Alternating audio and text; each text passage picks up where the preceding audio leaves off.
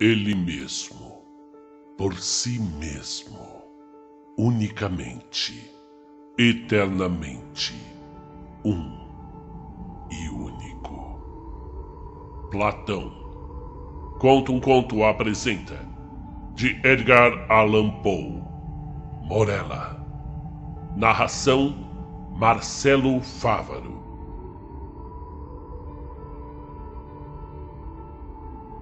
E era com sentimentos de profunda, embora singularíssima afeição, que eu encarava a minha amiga Morella, levado a conhecê-la por acaso há muitos e muitos anos. Minha alma, desde o primeiro encontro, ardeu em chamas que nunca antes conhecera.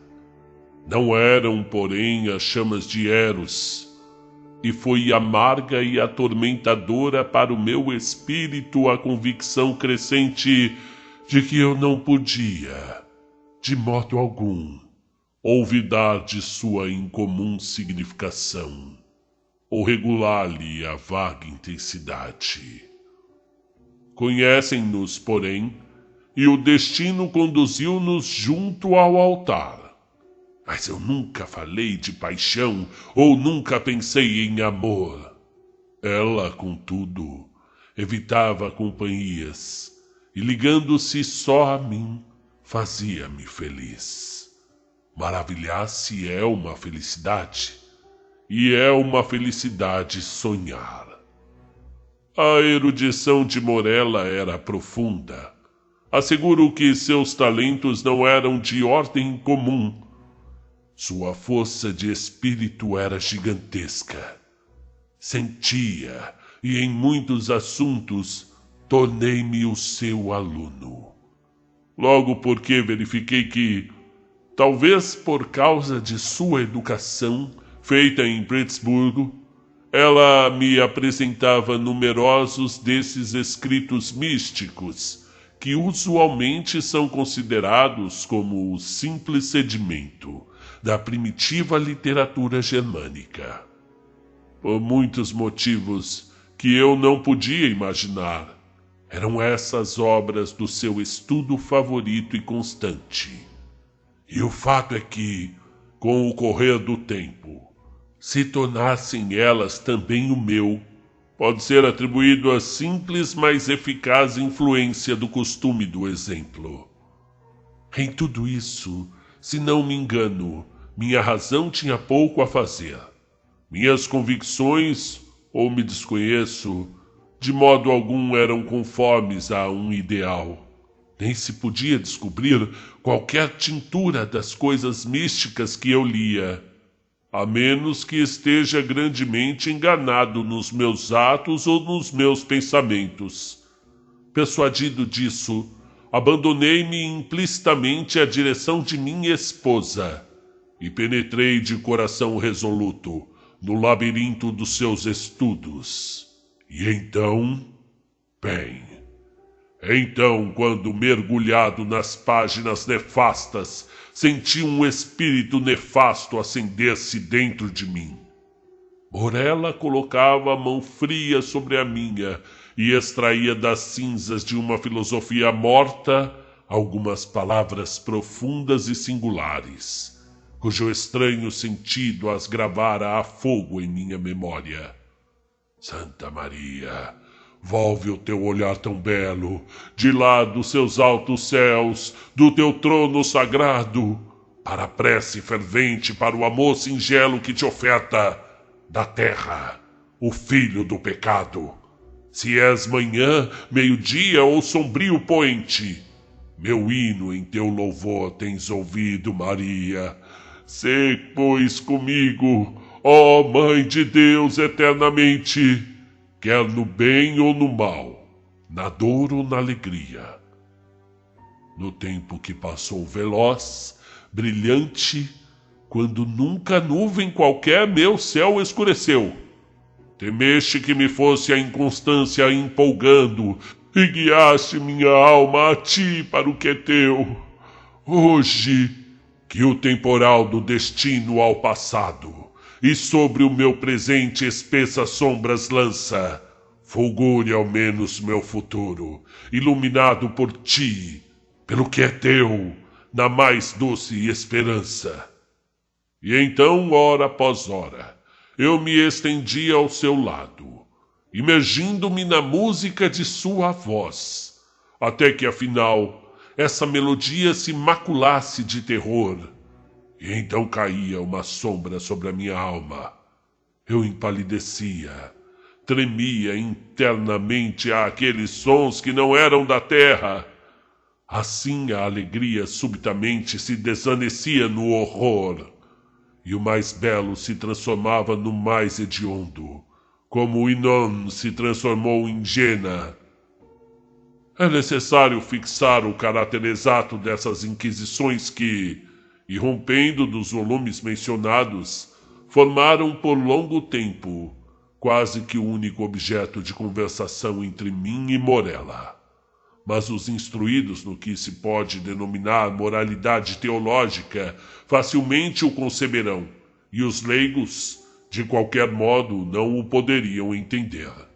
O extravagante panteísmo de Fichte, a palinginésia modificada de Pitágoras e, acima de tudo, as doutrinas de identidade, como as impõe Schelling, eram esses geralmente os assuntos de discussão que mais beleza apresentavam à imaginativa Morella. Aquela identidade que se chama pessoal, Locke, eu penso, define-a com o realismo, como consistindo na conservação do ser racional, e que por pessoa compreendemos uma essência inteligente dotada de razão. E desde que há uma consciência que sempre acompanha o pensamento, é ela que nos faz, a todos, sermos o que chamamos nós mesmos, distinguindo-nos por isso de outros pensamentos e dando-nos a nossa identidade pessoal. Mas o individuationis, a noção daquela identidade que, com a morte está, ou não perdida para sempre, foi para mim, em todos os tempos, questão de intenso interesse, não só por causa da natureza embaraçosa e excitante de suas consequências, como pela maneira acentuada e agitada com que Morella as mencionava. Na verdade, porém, chegara o tempo em que o mistério da conduta de minha esposa me oprimia como um encantamento. Eu não podia suportar mais o contato dos seus dedos lívidos, nem o grave de sua fala musical, nem o brilho dos seus olhos melancólicos. E ela sabia de tudo isso. Porém, não me repreendia, consciente de minha fraqueza ou da minha loucura, e a sorrir chamava-a destino. Parecia também consciente de uma causa, a mim ignota, do crescente alinhamento da minha amizade. Me dava sinal ou mostra da natureza disso. Era, contudo, mulher, e fenecia dia a dia. Por fim, uma rubra mancha se fixou, firmemente na sua face, e as veias azuis de sua fronte pálida se tornaram proeminentes. Por instantes, minha natureza se fundia em piedade, mas, a seguir, meu olhar encontrava o brilho dos seus olhos significativos, e a minha alma enfermava e entontecia, com a vertigem de quem olhasse para dentro de qualquer horrível, de qualquer insondável abismo.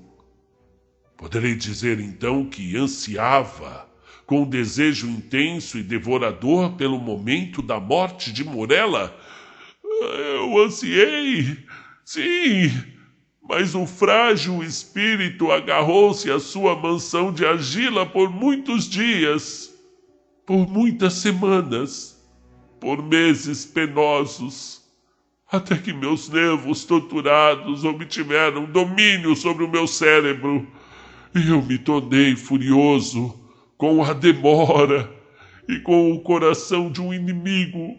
Amaldiçoei os dias, as horas e os amargos momentos que pareciam ampliar-se cada vez mais, à medida que a sua delicada vida declinava, como as sombras ao do morrer do dia. Numa tarde de outono, porém, quando os ventos silenciavam os céus, Morella chamou-me ao seu leito. Sombria névoa cobria a terra, e um resplendor ardia sobre as águas, e entre as bastas folhas de outubro na floresta, como se um arco-íris tivesse caído no firmamento. Este é o dia dos dias, disse-me ela quando me aproximei. O mais belo dos dias, para viver ou para morrer. É um belo dia para os filhos da terra e da vida. Ah, e mais belo ainda para os do céu e da morte. Beijei-lhe a fronte e ela continuou. Vou morrer e, no entanto, viverei. Morella, jamais existiram esses dias em que podias me amar, mas aquela a quem na vida aborreceste, depois de morta a adorarás. Morella, repito que vou morrer, mas dentro de mim há um penhor dessa afeição. Ah, quão pequena, que deveste sentir por mim. E quando meu espírito partir, a criança viverá, teu filho e meu filho, o filho de Morella. Mas os teus dias serão dias de pesar, que é a mais duradoura das impressões, do mesmo modo que o cipestre é a mais resistente das árvores, porque as horas da tua felicidade passaram, e a alegria não se colhe 2 vezes numa vida, como as rosas de Paesturo 2 vezes num ano. Não jogarás mais com o tempo o jogo dos homens de Teos, mas não conhecendo o mirto e a vinha, levarás contigo por toda a parte a tua mortalha como muçulmano a sua em Meca. Morella, exclamei, Morella, como sabes disso? Ela, porém, voltou o rosto sobre o travesseiro. Leve tremor agitou-lhe os membros e assim ela morreu, não mais ouvindo eu a sua voz. Entretanto, como o predissera ela, seu filho, a quem ao morrer dera vida, que só respirou quando a mãe deixou de respirar, seu filho, uma menina, sobreviveu. E estranhamente cresceu em estatura e inteligência, vindo a tornar-se a semelhança perfeita daquela que se fora. Eu a amava com um amor mais fervoroso. Acreditava fosse impossível sentir por qualquer criatura no mundo. Mas dentro em pouco o céu dessa pura afeição se enegreceu, e a melancolia, o horror e a angústia nele se acastelaram como nuvens. Disse que a criança crescia estranhamente, em estatura e inteligência. Estranho, na verdade, foi o rápido crescimento do seu tamanho corporal. Mas terríveis, oh, terríveis eram os tumultuosos pensamentos que sobre mim se amontoaram, enquanto observava o desenvolvimento de sua mentalidade. Poderia ser outra forma. Diariamente, descobria eu nas concepções da criança as energias adultas e as faculdades da mulher. Quando as lições da experiência brotavam dos lábios da infância, e quando eu a via, a sabedoria ou as paixões da maturidade cintilarem a cada instante nos olhos grandes e meditativos. Oh, quando eu repito, quando tudo se tornou evidente aos meus sentidos aterrados, quando não o pude ocultar à minha alma, nem repeli-lo dessas percepções, tremiam ao recebê-lo. Há de que se admirar que suspeitas de natureza terrível e excitante se introduzissem no meu espírito, ou que meus pensamentos se tenham reportado com tanto horror às histórias espantosas e às arrepiantes teorias da falecida Morella. Arranquei a curiosidade do mundo, uma criatura a quem o destino me compeliu a adorar, e na rigorosa reclusão do meu lar, velava com agoniante ansiedade tudo quanto concernia a bem-amada. E enquanto rolavam os anos eu a contemplava, dia a dia, o seu rosto santo, suave e eloquente, e estudava-lhe as formas maturescentes, dia após dia. Descobria novos pontos de semelhança entre a criança e sua mãe, a melancólica e a morta. E a todo instante se tornavam mais obscuras aquelas sombras de semelhança e mais completas, mais definidas, mais inquietantes e mais terrivelmente espantosas no seu aspecto. Porque não podia deixar de admitir que o sorriso era igual ao da sua mãe. Mas essa identidade demasiado feita fazia-me estremecer. Não podia deixar de tolerar que seus olhos fossem como os de Morella. Mas eles também penetravam vezes nas profundezas da minha alma com a mesma intensa e desnorteante expressividade dos de Morella. E no contorno de sua fronte elevada, nos cachos do seu belo cabelo sedoso, nos seus dedos pálidos que nele mergulhavam, no timbre musical e triste de sua fala e, sobretudo, acima de tudo, nas frases e expressões da morta sobre os lábios da amada e da vida. A viva, encontrando eu alimento, um pensamento horrendo e devorador para um verme que não queria morrer. E assim se passaram 2 lustros de sua vida. E contudo, permanecia minha filha sem nome sobre a terra. Minha filha e meu amor eram os apelativos usualmente ditados por minha afeição de pai, e a severa reclusão de sua vida impedia qualquer outra relação. O nome de Morella acompanhava-a na morte. Da mãe falara à filha. Impossível falar. Era, de fato, durante o breve de sua existência, não recebera esta última impressões do mundo exterior, exceto as que lhe puderam ser proporcionadas pelos estreitos limites do seu retiro. Mas afinal a cerimônia do batismo sentou-se ao meu espírito, naquele estado de agitação, de enervamento, como uma libertação imediata dos terrores do meu destino. E na fonte batismal hesitei na escolha de um nome, e numerosas denominações de sabedoria e beleza, de tempos antigos e modernos, de minha e de terras estrangeiras, vieram amontoar-se nos meus com outras tantas lindas denominações, de nobreza, de ventura, de bondade. Quem me impeliu então a perturbar a memória da sepultada? Que demônio me incitou a suspirar aquele som?